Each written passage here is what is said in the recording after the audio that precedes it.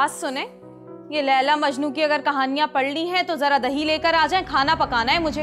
बैठे रहते हैं आप तो हर वक्त कि सारे घर का काम मैं करूं, मासी बनाकर लेकर आए ना मुझे। तो एक तो वैसे ही समरा चली गई है, जिंदगी हराम हो गई है मेरी। अभी लिया, जल्दी जाएं। हाय अब्बू, आपका वो दोस्त शमशाद कत्ल हो जाएगा मेरे हाथ से। अजीब वाहियात किस्म के मशवरे दे रहा है वो मुझे। कौन शमशाद? वो नीली बिल्डिंग में जो रहता है बुढ़ा, वही?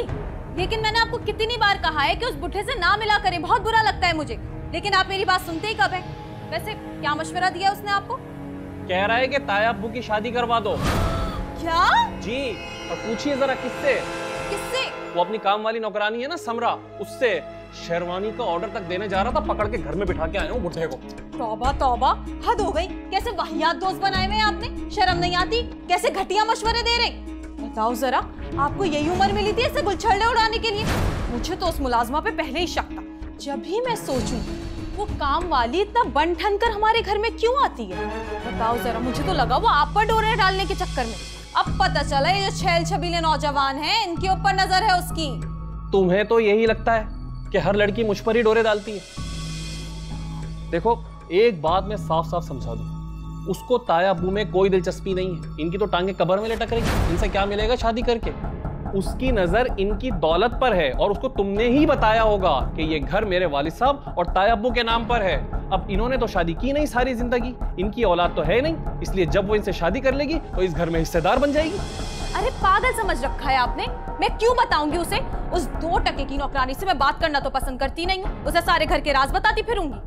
अरे इन्होंने ही बताया होगा लहक लहक के कि इस प्रॉपर्टी का मालिक मैं हूँ और मेरे भतीजा भतीजी मुझ पर बहुत जुल्म करते हैं, सारे घर का काम करवाते हैं, बहुत मालदार हूँ मैं तो, ताकि हमदर्दी हासिल कर सकें। इससे बेशरम होते जा रहे हैं, तौबा तौबा। लेकिन आने दो, आने दो। अभी तो वो नौकरानी गई हुई है ना छुट्टी पर, आने दो। आएगी तो पूरे मोहल्ले के सामने इन दोनों लैला मजनू की कहानी फोड़ूंगी। अगर ना फोड़ी ना तो मेरा नाम भी फलक नहीं। नहीं नहीं नहीं नहीं नहीं बहू, ऐसी कोई बात नहीं है। मैंने तो कभी ऐसा सोचा भी नहीं है। वो शमशाद है, पागल है वो। मैंने उसको बहुत मना किया था। ठीक है, अगर आप लोगों को पसंद नहीं है ना तो मैं उससे बात भी नहीं करूंगा, नहीं मिलूंगा उससे, नहीं मिलूंगा। अरे नहीं नहीं, जाइए आप, मिलिए उस नकली दांत और नकली विग वाले बुड्ढे से जो पूरे मोहल्ले में ताक झांक करता रहता है। लेकिन उसको एक बात अच्छी तरीके से समझा दीजिएगा, अगर उसने मुझसे इस किस्म की वाहियात बात दोबारा की ना तो उसके बचे कुछ दांत भी तोड़ दूंगा मैं। बेटा, बुजुर्गों से तमीज से बात करनी है। अरे बस बस, ज्यादा सबक पढ़ाने की जरूरत नहीं है। दही लाने के लिए बोला है ना, वो कर लें। ला रहा हूँ, अभी लाता हूँ। काम चोरी करवा लो बस। नहीं ला रहा हूँ। नहीं देखो तो जरा, किताबें पढ़ लें, रोमांटिक नॉवेल्स पढ़नी है नहीं। और मैं चेंज कर। सारे घर का काम करवाते रहते हैं, मासी बनाकर रखती है मुझे। तो फोन नहीं उठाकर लेकर जाते हैं अपना। अच्छा बॉस, तो कौन है बॉस? Hello hello. अरे क्या हो गया, अगर मैंने फोन उठा लिया तो सांप सूंघ गया? कोई जवाब तो दे दो। अरे मेरे शौहर से तो तुम बड़ी बातें करती हो, जवाब देने की फुर्सत नहीं मिल रही। अरे बोलो ना। इधर किसकी कॉल की? मेरे पास नहीं आया, आप यहाँ छोड़कर चले गए थे। और उसी महबूबा की कॉल थी, बल्कि जिसका आपने नंबर बॉस के नाम से सेव करके रखा है, शुमाइला की।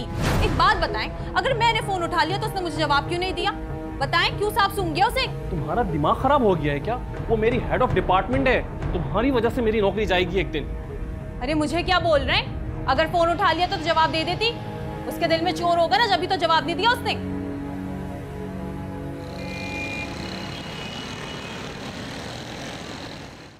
हेलो मैडम, कैसी हैं आप? फिर वही मैडम, ऑफिस तक तो ठीक है, मगर ये तो हमारी पर्सनल गुफ्तगू हो रही है ना, यहाँ तो मुझे शुमाइला ही कहा करो। ओके मैडम, आप मेरा मतलब शुमाइला। सॉरी, वो मेरी बीवी ने फ़ोन अटेंड कर लिया था, थोड़ी सी बदतमीज़ है वो। तुम्हें सॉरी करने की कोई ज़रूरत नहीं है, बल्कि मैं तो तुम्हारी हिम्मत को दाद देती हूँ कि तुम ऐसी औरत के साथ गुजारा कर रहे हो। खैर ये बताओ, 20 फरवरी को क्या कर रहे हो, कुछ याद है तुम्हें?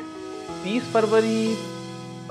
हाँ, 20 फरवरी आपका बर्थडे है। आप कौन भूल सकता है आपका बर्थडे?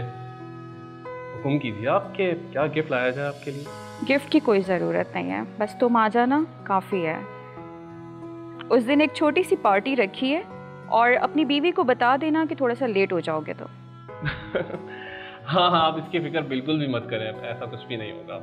ओके ठीक है, ओके बाय। ओके। तुम यहाँ क्या कर रही हो? क्या मेरी जासूसी कर रही हो? पागल हो गए? मुझे क्या जरूरत है आपकी जासूसी करने की? मैं तो कपड़े सुखा कर आ रही थी। वैसे आप यहाँ क्या कर रहे हैं और आपको इतना पसीना क्यों आ रहा है? हाँ, अब एक्चुअली वो अब थोड़ी सी गर्मी बढ़ गई है ना, इसलिए। खैर, वो आपकी बहन नाजिया का फ़ोन आया था, कह रही थी कल आएगी, कुछ बात करनी है और उमैर भी साथ आएगा उसे। अरे कोई बात नहीं करनी हो, बस वो तो चाहती है कि मैं ये बंगला बेच दूँ और उनको उनका हिस्सा दे दूँ, जो कि मैं नहीं करने वाला। वैसे इसमें कोई बुरी बात भी नहीं है, उसका हक है इस प्रॉपर्टी पर। अरे कैसा हक? 2 ट्रक भरकर जहेज दिया था, इंस्टॉलमेंट पर गाड़ी तक निकलवा कर दे दी, यहाँ तक कर्जे में डूब गया हूँ। अब इस घर को मैं कैसे बेच सकता हूँ? ये मेरी बुजुर्गों की निशानी है, मेरे मरहूम माँ बाप की यादें जुड़ी हैं इसके साथ। अब उसके लालच के चक्कर में मैं अपनी यादों का गला घोट दूँ? वैसे एक बात बोलूं, लालच तो आपके पूरे खानदान में ना कूट कूट कर भरी। मुझसे बदतमीजी करने की जरूरत नहीं भाई, समझ वो समरा है ना, उसको भी समझा देना अच्छी तरह। जी अच्छा।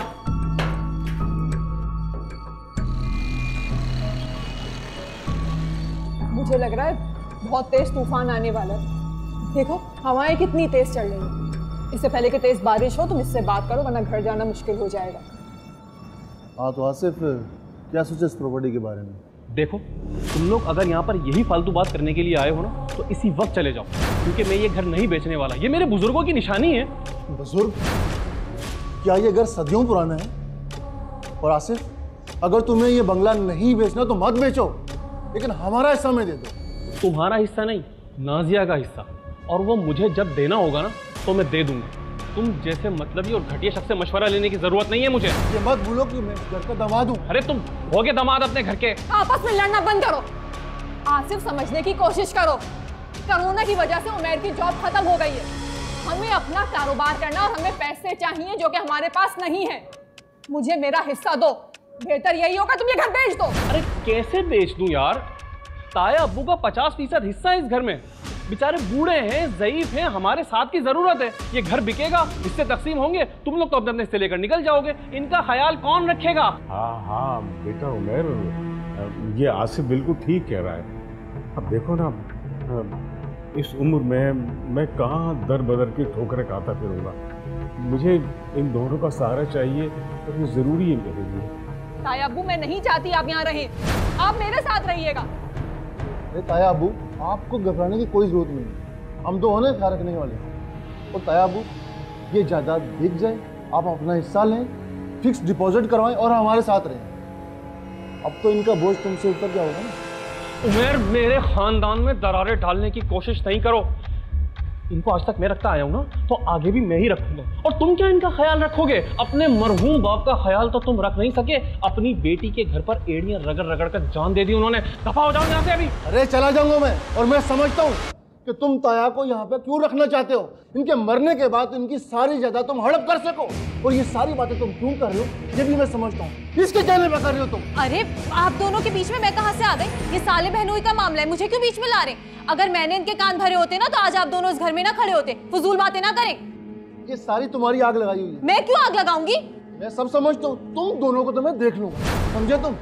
इसी वक्त निकलो मेरे घर से। जाओ यहाँ से। जा रहा हूँ मैं। उमैर बेटा रुको बेटा। अरे जाने दे, लालची आदमी है ये, लालची शख्स है ये। आसिफ, ये तुमने बिल्कुल भी ठीक नहीं किया। आखिर क्या मुतालबा था मेरा?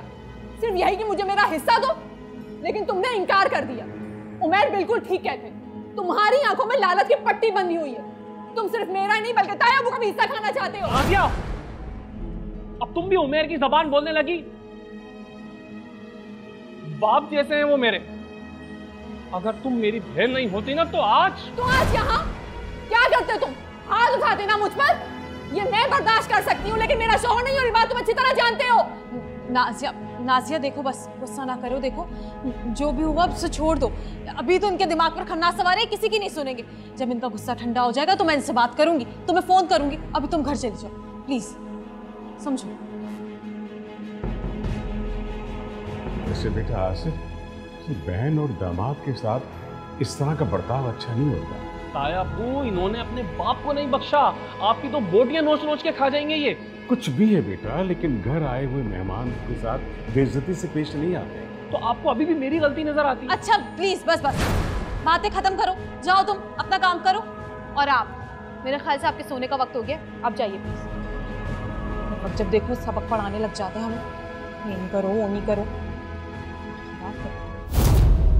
ताज़ीरात पाकिस्तान की दिफा 411 के तहत अगर कोई शख्स कोई जायदाद नाजायज़ तरीके से हासिल करता है तो उसे 3 साल तक कैद या जुर्माना या दोनों सजाएं भी हो सकती हैं।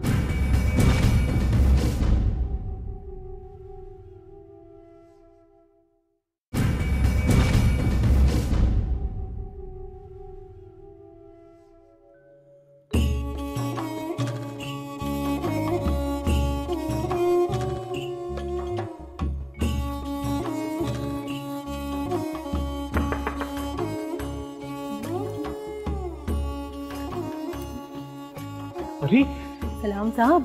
अरे अरे तुम कब आई गांव से? आज ही आई हूँ। कैसी हो तुम? मैं ठीक हूँ, आप कैसे हैं? मैं बस तुम्हें याद कर रहा था।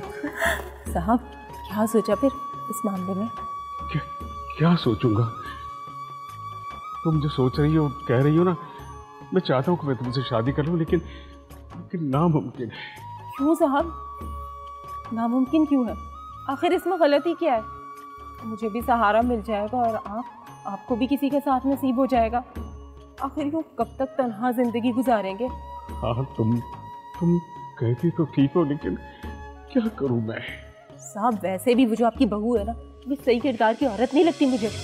मुझे लग रहा है वो किसी दिन आपको कत्ल करके ना आपकी जायदाद हथिया लेगी। बेशरम औरत, क्या कहा तुमने? मैं सही किरदार की औरत नहीं हूँ। और तुम तो बहुत अच्छी हो, बहुत नेक हो, है ना? क्या कह रही थी? सहारा चाहिए इसे, सहारा। सहारा क्यों मार रही हो बेचारी को? मैं इस बेचारी को मार रही हूँ? ये आपकी नजर में बेचारी है? बहुत इश्क है आपके दिल में।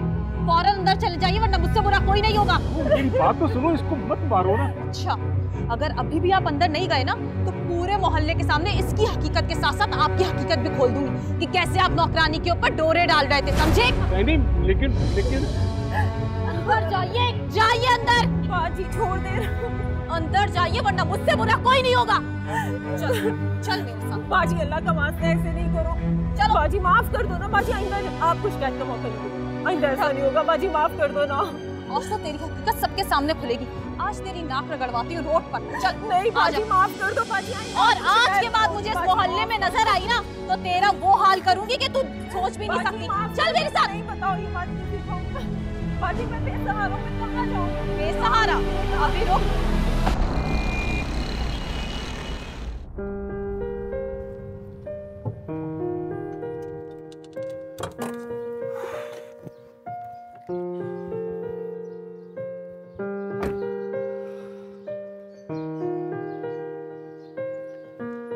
चलें जी, आ गया आपका घर। घर तो उसे कहते हैं जहाँ सुकून हो, ये तो जहन्नुम है जहन्नुम। By the way, thanks for the coffee. The pleasure is all mine. तो हम कल मिल रहे हैं? बिल्कुल, मैं तो बस यही चाहता हूँ कि ये दिन किसी तरह आज गुजर जाए और कल का दिन आ जाए। पता नहीं कहाँ रह गए अब तक में।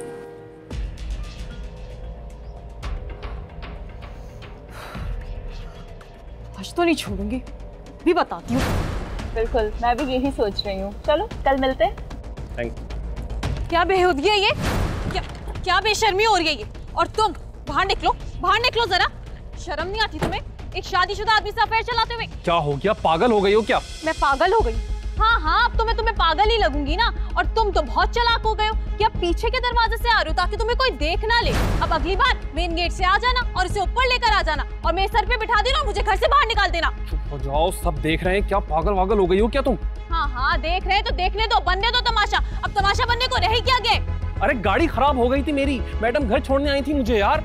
हाँ, और मैं तुम्हें पागल लग रही हूँ? तुम्हारी इस घटिया सी स्टोरी पे बिलीव कर लूंगी? बस आसिफ, मुझे नहीं पता था कि तुम्हारी बीवी इतनी घटिया सोच की हामिल है। सुनो, तुम्हें ना ज्यादा हमदर्दी करने की जरूरत नहीं है। फजूल बातें मत करो तुम। Good bye. मैडम निकलो यहाँ से। मैडम मेरी बात सुने मैडम। क्या मैडम कर रहे हो? मैडम मेरी बात तो सुने मैडम। निकल जाओ, उससे पहले मैं तुम्हें मारना शुरू कर दूं। मत होइएगा मैडम। मेरी बात सुनो, उससे क्या बात कर रहे हो? क्या पागल वागल हो गई हो कि नौकरी से निकलवाने तबाह करना चाहती हो मुझे? मैं तुम्हें तबाह करना चाहती हूँ? अरे तुमने मेरी जिंदगी तबाह कर दी, तुम्हें जरा शर्म नहीं आती इतनी फजूल बातें करते हुए? सब देख रहे हैं, तुम घर चलो, घर चलो। मैं घर चल रही हूँ, तुम भी चलो, देखती हूँ मैं तुम्हें भी। अरे नासिर भाई, ये आसिफ गुस्से में कुछ ऐसा वैसा ना कर दे, आप इन्हें समझाया ना। नहीं नहीं, ये सब कुछ होगा, तुम ठीक कह रहे हो, मैं समझाऊंगा, अच्छी तरह समझाऊंगा। इतना टाइम हो गया है और उमैर का कुछ पता नहीं है। कह तो रहे थे मैं लंच तक आ जाऊंगा, मैं खुद ही कॉल करके कंफर्म कर लेती हूँ, इन्होंने तो बताना ही नहीं है।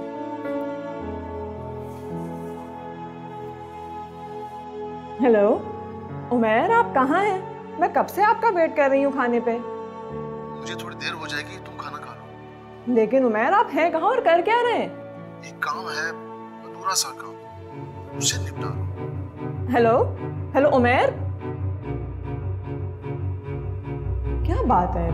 उमैर ने पहले मुझसे तो कभी कुछ नहीं छुपाया, तो फिर आज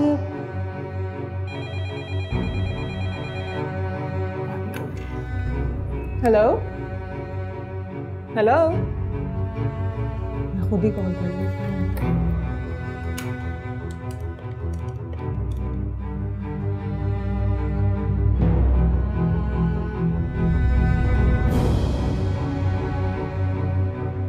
कुछ तो गड़बड़ है।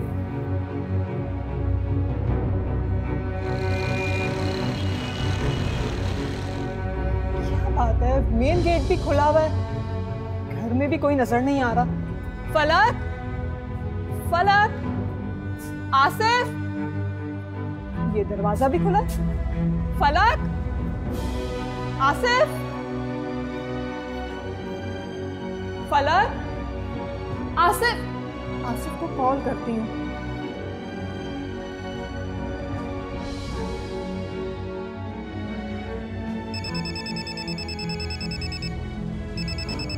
आसिफ का मोबाइल तो यहाँ रखा हुआ है। ताया अब्बू, कोई है? ताया अब्बू, आसिफ, कोई है घर में? आसिफ, यहाँ भी कोई नहीं है। फलक, फलक, फलक, क्या हुआ? ये क्या हुआ? फलक, कोई है घर में? ताया अब्बू, फलक, फलक,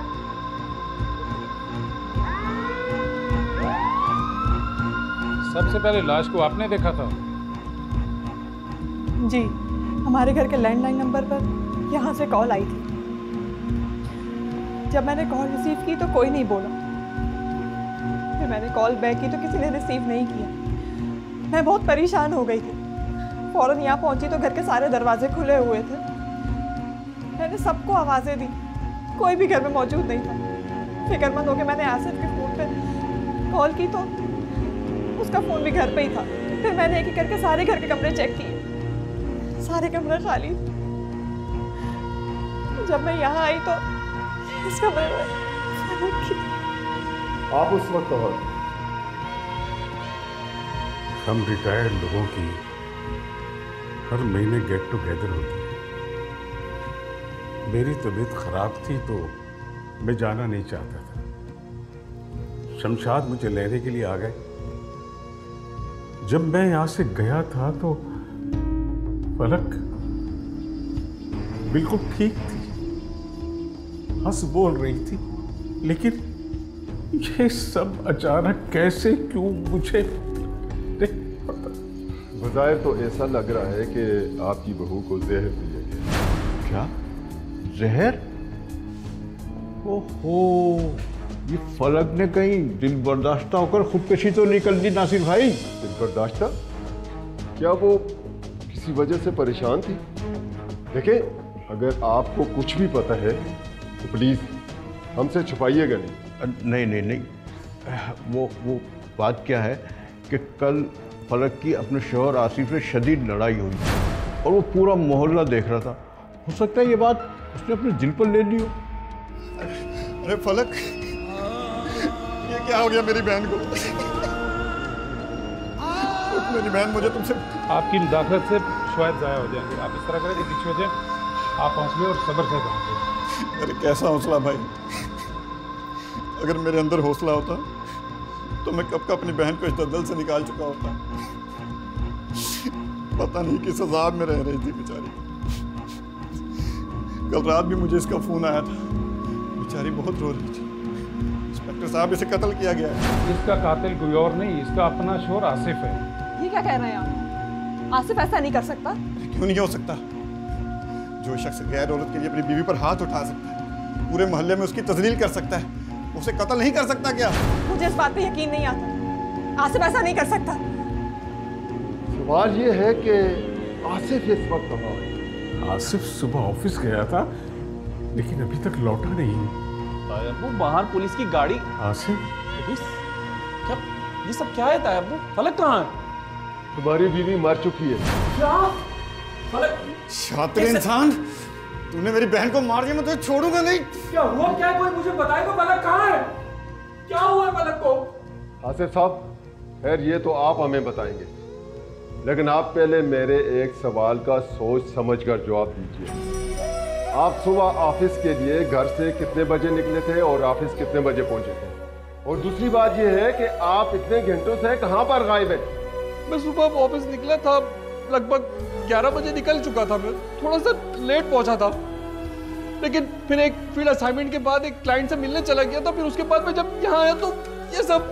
अच्छा, अब ये बताएं कि आपकी क्लाइंट से बात कैसी हुई और मुलाकात कैसे हुई? आपका फोन तो घर पर पड़ा हुआ है। इंस्पेक्टर साहब, मैं अपने ऑफिस के नंबर से कॉल की थी। मैं सच बोल रहा हूँ, वहाँ पे मैं अपने क्लाइंट से मिलने के लिए गया था। फिर उसके बाद अभी यहाँ आया तो ये सब कुछ हो रहा है। मैं अबे तूने मारा है। इंस्पेक्टर साहब ये बकवास कर रहे, ड्रामा कर रहे हैं। इसी ने मेरी बहन को मारा है, वो भी गैर औरत के चक्कर में। गिरफ्तार करिए इसे। अगर कोई शख्स किसी को कत्ल करने या जरर पहुंचाने की नियत के बगैर उसकी मौत का बाइस बनता है तो उसका ये फेल कत्ल खता में शुमार होगा और ऐसा शख्स दियत का पाबंद होगा। अलबत्ता पाकिस्तान पीनल कोड की दिफा 319 के तहत उसे कैद की सजा भी दी जा सकती है, जिसकी मुद्दत 5 साल तक हो सकती है।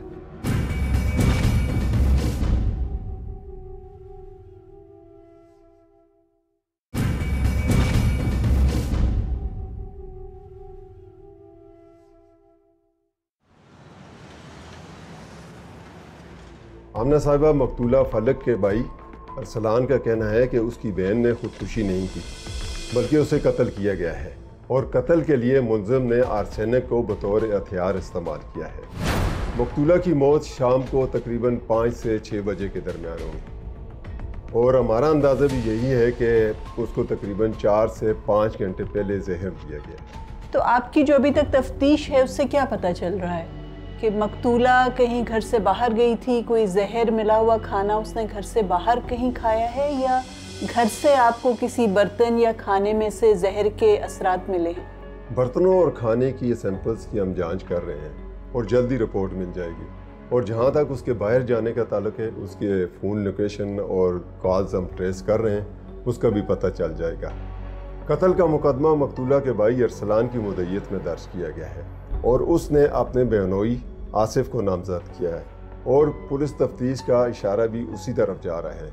हमने आसिफ को गिरफ्तार कर लिया है। तो अरसलान ने आसिफ पर किस वजह से शक का इजहार किया है? आसिफ के पास अपनी बीवी को कत्ल करने का क्या मोहरक था? मैडम, पुलिस तफ्तीश के मुताबिक आसिफ का अपनी ऑफिस कुलीग शुमाइला के साथ अफेयर चल रहा था और इसी मसले को लेकर दोनों मियाँ बीवी में शदीद झगड़ा भी हुआ था, जिसकी तस्दीक अहले मोहल्ला ने भी की है और यही कत्ल का मोहरक बना। तो ये दोपहर 1-1:30 बजे के करीब अगर उसको जहर दिया गया है तो आसिफ इन औकात में कहाँ था? आसिफ उस दिन ऑफिस ज़रूर गया था, लेकिन 12:30 बजे वो ऑफिस से निकल चुका। उसका कहना है कि उस दिन उसकी अपने कुछ क्लाइंट्स के साथ मीटिंग थी, लेकिन बाद में वो अपने किसी ऐसे क्लाइंट का नाम नहीं पेश कर सका जिसकी गवाही इस बात की तस्दीक कर सके कि वो जाए वकूआ पर नहीं। तो इन औकात में घर में और कौन कौन मौजूद था? घर में आसिफ के ताया होते हैं, लेकिन उस दिन वो किसी दावत में गई है। तो घर और मोहल्ले से भी आपको ऐसा कोई गवाह नहीं मिला जो इस बात की तस्दीक कर सके कि आसिफ दोपहर को घर आया था?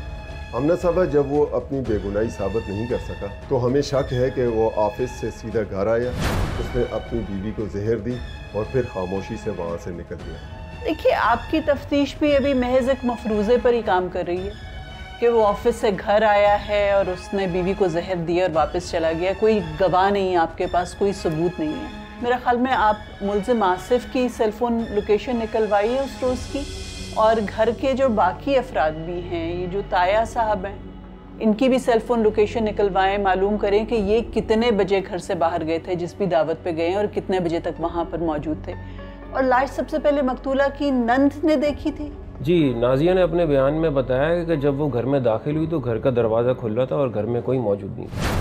हाँ, लेकिन उसके बयान में टाइमिंग्स का कहीं कोई जिक्र नहीं है। कितने बजे उसके घर गई, दरवाज़ा खुला हुआ देखा और पुलिस को कितनी देर बाद इतला की गई थी।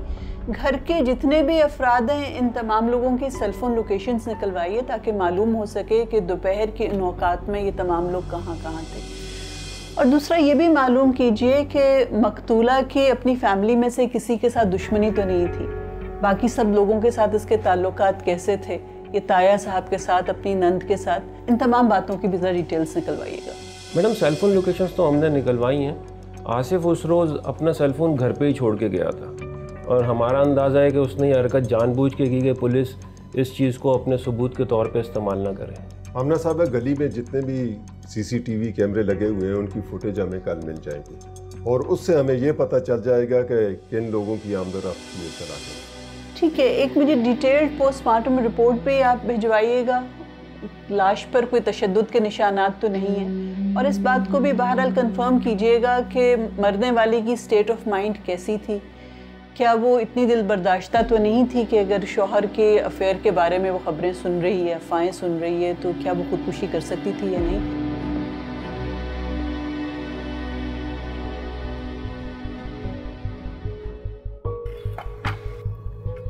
ये ले तायाबू, मैंने रात का खाना पका दिया। अच्छा, शुक्रिया बेटा।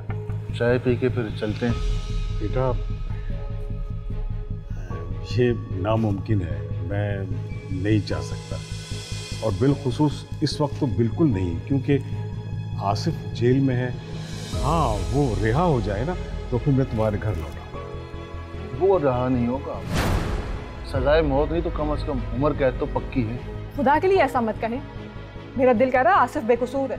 उस पत्थर दिल इंसान के लिए मेरे दिल में कोई जगह नहीं है। तुम भूल गई उसने क्या सलूक किया था हमारे साथ? नहीं बेटा, तुम भूल जाओ जो कुछ हुआ। वो जेल में है, दुआ करो कि वो रिहा होकर आ जाए। आप सारी बातें छोड़ें, चाय पीने के बाद चलें, कपड़े पैक करें और हमारे साथ चलें। और आपने इनकार नहीं करना, बिल्कुल। ये कहीं नहीं जाएंगे। बुजुर्गों, ये हमारे घर का मामला है, बेहतर है कि इस मामले से दूर रहें। ये आपके घर का या जाती मामला नहीं है, ये पुलिस केस है और तफ्तीश जारी है। लोग क्या कहेंगे कि आप उन पर प्रॉपर्टी के लिए दबाव डाल दें और तफ्तीश का अगर रुख मुड़ गया ना तो मियाँ लेने के देने पड़ जाएंगे। क्या क्या इंकशाफात होंगे, आप पर कत्ल का इल्ज़ाम भी लग सकता है। याद है ना, आसिफ के साथ झगड़ा हुआ था आपका। आप मुझे डराने की कोशिश कर रहे हैं। लगता है आप कुछ ज़्यादा ही सोचने लगे और ज़्यादा सोचना सेहत के लिए अच्छा नहीं होता। चलो नाजिया। सब बात तो सुनो। अरे चलो, मैं कहता हूँ उठो, चलो।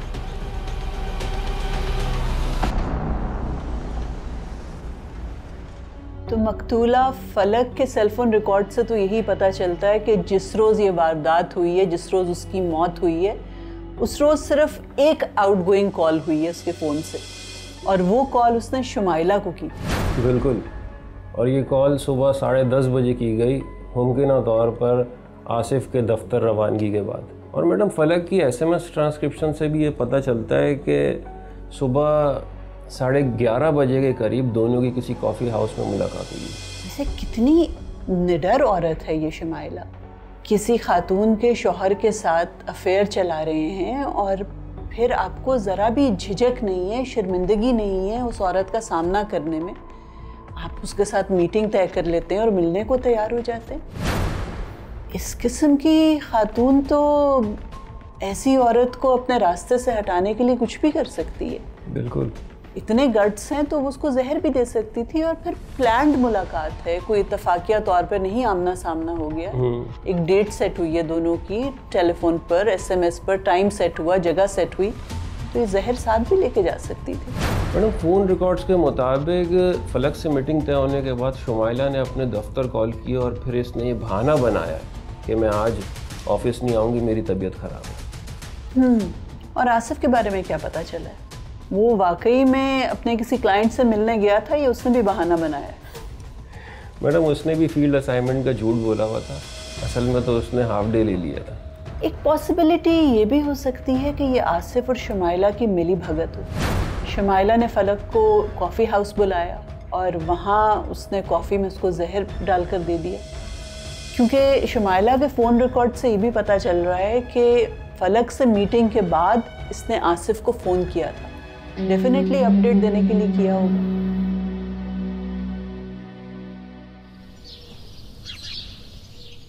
हाँ, मैं मिली थी फलक से, मगर मैं अपनी खुशी से नहीं मिली थी। उसने रिक्वेस्ट की थी मुझसे क्योंकि वो शर्मिंदा थी अपने किए पर।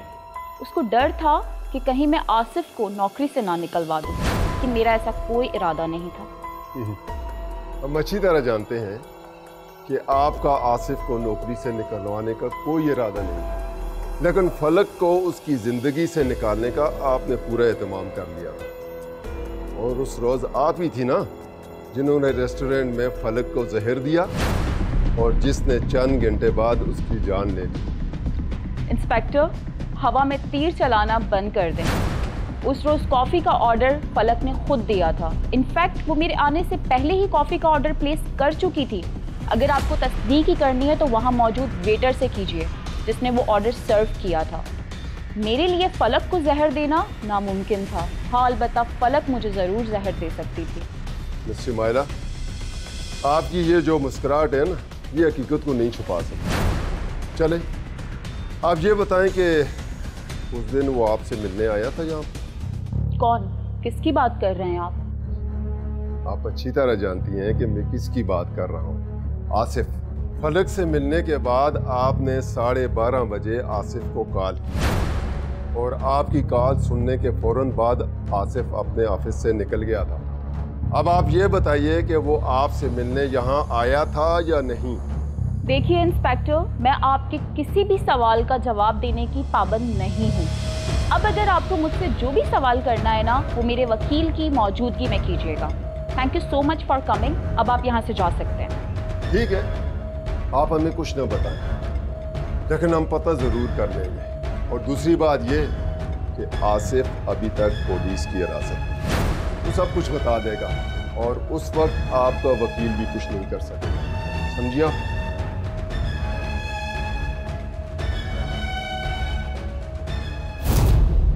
ताज़ीरात पाकिस्तान की दिफा 315 के तहत अगर कोई शख्स इरादतन किसी हथियार या किसी फेल से किसी को जिस्मानी या जहनी नुकसान पहुंचाए जो इसकी मौत का सबब बने तो उसे कत्ल शुबे अम्द का मुर्तकिब करार दिया जाएगा, जिसकी सजा 14 साल तक हो सकती है।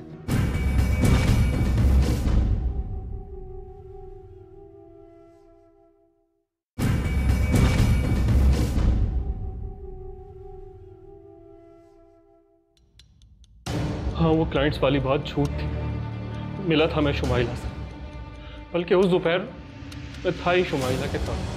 वो तो मेरी गिरफ्तारी के बाद मेरे हक में बयान भी देना चाहती थी, लेकिन मैंने ही उसे चुप रहने के लिए कहा था।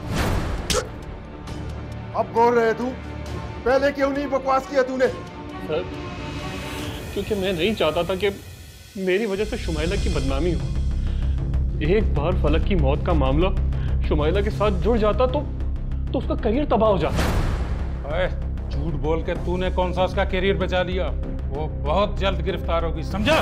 नहीं सर, उसने ऐसा कुछ भी नहीं किया सर, उसने ऐसा कुछ भी नहीं किया। वो तो फलक से मिलने के बाद वो तो मुझे हमेशा के लिए छोड़ देना चाहती थी। उसने तो ऑफिस भी फोन यही बात कहने के लिए किया था, लेकिन मैं नहीं चाहता था कि हमारी मोहब्बत का अंजाम ये हो।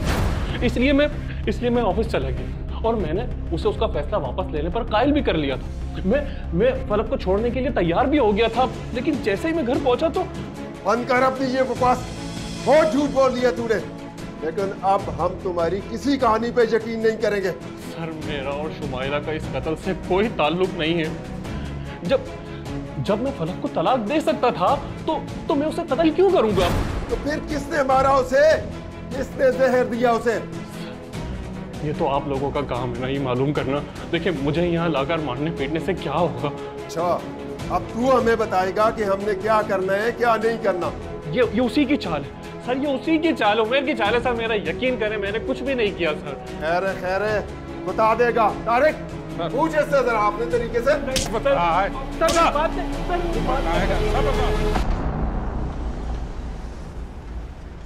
तफ्तीश का तो रुख ही बदल गया। पहले मकतूला के भाई अरसलान को शक था कि उसके बहनोई आसिफ ने उसकी बहन का कत्ल किया है, और अब आसिफ को अपने बहनोई उमैर पर शक हो गया कि उसने कत्ल किया है फलक का। बहुत ही अहम काना सा इल्ज़ाम लगाया है आसिफ ने। अगर प्रॉपर्टी के हवाले से आसिफ और उमैर के दरमियान झगड़ा चल भी रहा था तो उमैर फलक को क्यों कत्ल करेगा? प्रॉपर्टी फलक के नाम पर तो नहीं थी ना। और सेकेंडली, उमैर तो गया भी नहीं है इनके घर, वो कैसे जहर दे सकता था फिर? लेकिन मैडम, नाजिया तो गई थी उसके घर। हाँ, नाजिया गई थी, और ये डिटेल्स भी नहीं है अभी तक कि कितने बजे नाजिया उनके घर गई थी, कितने बजे तक वो वहाँ रही है। लेकिन बात तो फिर वही है ना कि अगर नाजिया ने जहर दिया भी है फलक को तो उससे क्या फ़ायदा होना था? प्रॉपर्टी तो फिर भी उमैर के नाम नहीं होनी। एनीवे, ये सारी मालूमात जानने के लिए कि कौन कितने बजे गली से गुजरा, मकतूला के घर कितने बजे गया, वो सीसीटीवी फुटेजेस अभी तक नहीं मिली है। क्या बना उसका? उमैर? नहीं, आसिफ आपको गुमराह कर रहा है। फलक मुझे हर बात बताती थी। उसने मुझे यह भी बताया था कि उमैर ने घर आकर झगड़ा किया है, धमकियां दी हैं, और ये भी कि उसने अपनी मासी को धक्के देकर घर से निकाल दिया। मगर शुमाइला से होने वाला झगड़ा बिल्कुल अलग था वकील साहब। उसने मेरी बहन को गहरा सदमा दिया था और वही उसकी मौत की वजह बनी।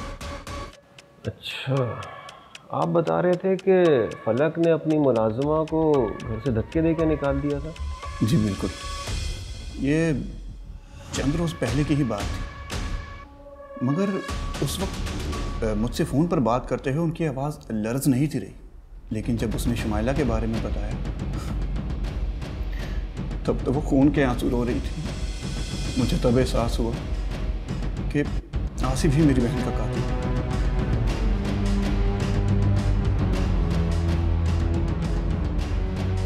अच्छा, आप मुझे ये बता सकते हैं कि आपके पास घर की कोई तकरीब की तस्वीरें हो जिसमें ये मुलाजमा नज़र आ रही है? नासिर भाई के घर में सालगिरह की तकरीब थी, मैंने काफ़ी तस्वीरें उतारी थी। उसमें 2-3 में ये नज़र भी आ रही है, और ये तस्वीरें मैंने आसिफ को भेजी भी है। मुझे दिखा सकते हैं? देखें।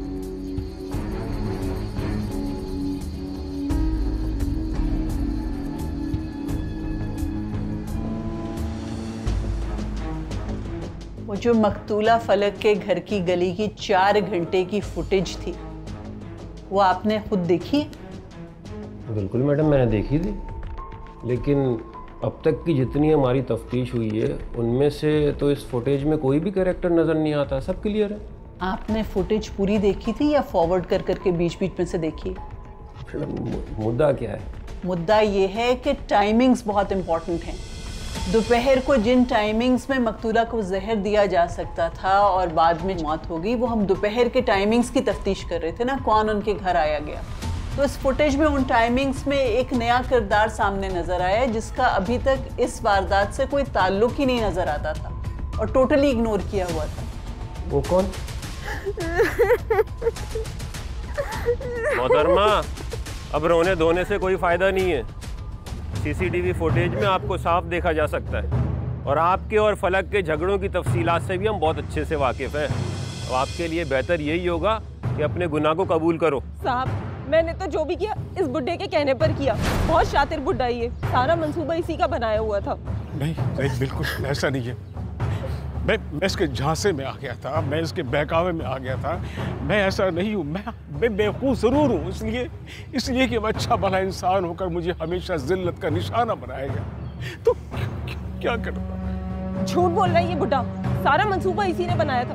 मैं तो मासूम और शरीफ लड़की हूँ, बहुत शातिर है ये। तुम तो चुप करो, तुम्हारी अब किसी बात पर हम यकीन नहीं करेंगे। और दूसरी बात ये कि तुम दोनों ने 2 दिन पहले छुपकर जो निकाह किया था ना, उसका निकाहनामा हमने हासिल कर लिया है। अब आप ही बताएं कि असल कहानी क्या है। बताइए। कहानी नहीं है ये सानेहा है। सानेहा मेरे साथ जो गुजरा है, मैं तन्हा अपनी जिंदगी को गुजार रहा था जैसी थी, लेकिन मुझे हमेशा जिल्लत का निशान बनाया। इस बहू ने, जिसको मैं अपनी बेटी समझता था, उसने कभी मुझे इज्जत नहीं दी। उसके शौहर ने मुझे हमेशा जलील किया उसके कहने पर। तन्हा था, कोई मेरे दुख को नहीं समझता था, मेरा एहसास नहीं करता था। ये लड़की मेरी जिंदगी में आई, इसने मुझे जिस तरह समझाया मैं इसके बहकावे में आ गया। और फिर हमने शादी का प्रोग्राम बनाया, इसलिए कि अगर वो लड़की जिंदा होती, वो घमंडी बदतमीज लड़की जिंदा होती, फलक, तो आज हमारी शादी नहीं होती। क्या करता मैं, बताएं आप। अपने एक तन्हा इंसान अपनी जिंदगी में तन्हाई की आग में जलकर क्या करता, बताइए आप मुझे। एक दिन उस घमंडी मगरूर लड़की ने इसको जलील किया, पूरे मोहल्ले में एक एक घर में जाकर इसको जिल्लत का निशान बनाया। और एक दिन उसकी गैर मौजूदगी में ये मेरे पास आ गई। अरे तुम रो क्यों रही हो? चुप हो जाओ प्लीज, चुप हो जाओ। मैं रो ना तो और क्या करूं? बदनसीबी तो अपनी किस्मत में लिखवा कर आई हूं मैं। आप जानते भी हैं किन हालात में रह रही हूं मैं। फलक ने मुझे पूरे मोहल्ले में बदनाम कर दिया। कोई घर मुझे काम देने के लिए तैयार नहीं है। फाको तक की नौबत आ गई है मुझ पर। क्या? अरे मेरे पास आती, मुझे कहती, मैं तुम्हें पैसे दे देता। आप तो खुद मालिक होते हुए इस घर में नौकरों जैसी हैसियत से रह रहे हैं। घर के कामकाज आप करें, चाय आप बनाएं, फिर भी आपके साथ नौकरों जैसा सलूक किया जाता है। अपनी हैसियत को पहचाने। ये घर आपका है, इसके मालिक हैं आप। जानता हूँ, मैं जानता हूँ, अच्छी तरह से जानता हूँ। पर एक तुम हो जिसने मेरे दुख को महसूस किया, मेरे दिल में जगह बनाई है। लेकिन मैं क्या करूँ? मैं बूढ़ा हूँ, ना अकेला रह सकता हूँ, ना अकेला लड़ सकता हूँ। क्या करूँ मैं? नहीं, आप अकेली नहीं है, मैं हूं ना आपके साथ। हम दोनों बहुत खुश रहेंगे, बस आप मुझे अपने निकाह में ले लें।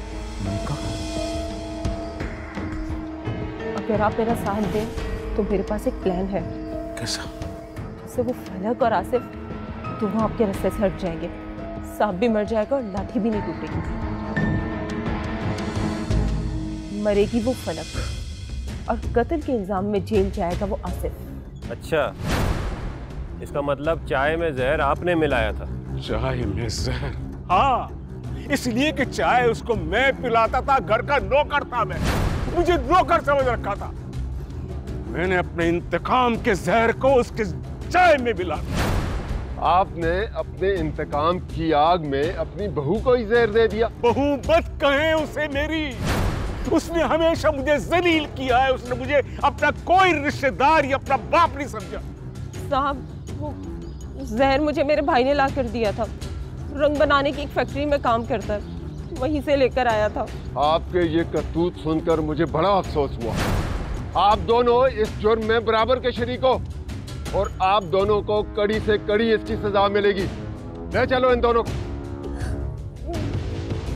वकला के दलाइल और पेश करदा शवाहिद के जायजे के बाद यह अदालत इस नतीजे पर पहुंची है कि आसिफ का उसकी बीवी फलक के कत्ल से कोई ताल्लुक नहीं। मकतूला का कत्ल असल में आसिफ के ताया नासिर शेख और नौकरानी समरा ने मंसूबाबंदी के तहत किया। लिहाजा यह अदालत आसिफ अहमद को बाइज्जत बरी करते हुए मुलजिमान को रिमांड पर पुलिस के हवाले करने का हुक्म देती है। अदालत बर्खास्त की जाती है। अगर आप भी कोर्ट नंबर 5 में कोई केस पेश करना चाहते हैं तो हमें ईमेल करें court5@sama.tv।